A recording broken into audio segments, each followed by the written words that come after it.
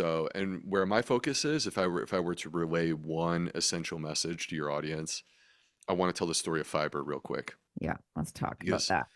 fiber is not the story that I heard when I was a kid. It is not the story of my grandma who drank the orange drink to poop. And although it is kind of that story, but I mean, she did do that. Yeah. But it's not sufficient what I was taught in medical school. There's so much more to the story, and to me, it's actually very sexy. Okay.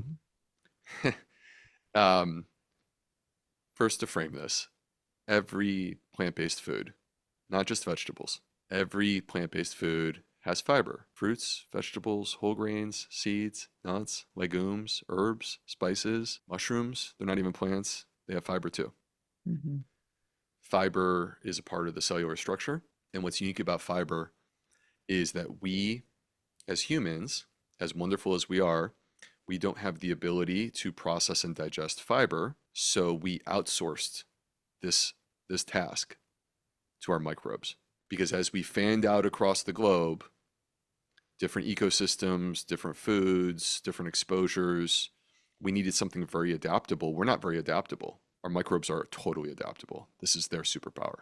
And so when fiber goes in the mouth, it works its way through about 15 to 20 feet of small intestine, and it's still the same way it was in your stomach. And then it enters into the large intestine, which is the colon, and that's where these microbes live. And they show up, and they have, literally, the estimates are up to 60,000 unique enzymes that they can use to work as teams. They're like working specially together to unpack and release the fiber.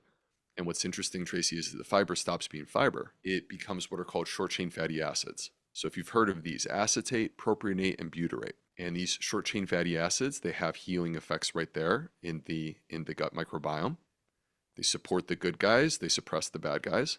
They actually are the most important thing in terms of creating those proteins that seal and fortify the gut barrier, particularly butyrate does that. They have a direct impact on our immune system. So they cross into the body, and our immune cells have receptors.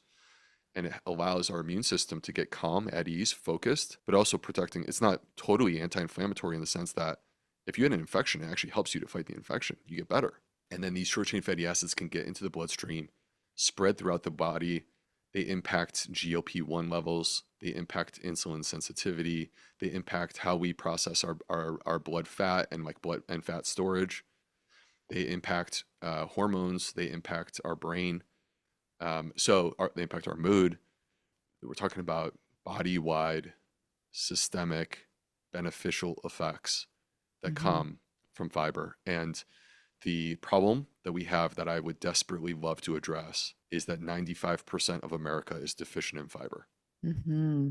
Yeah, So isn't if it you, something like anywhere between 10 and 15 grams a day people are getting, but we need double that? yeah, so the average woman in the US is about 15 Yeah, grams per day, and she should be about 25. yeah, yeah.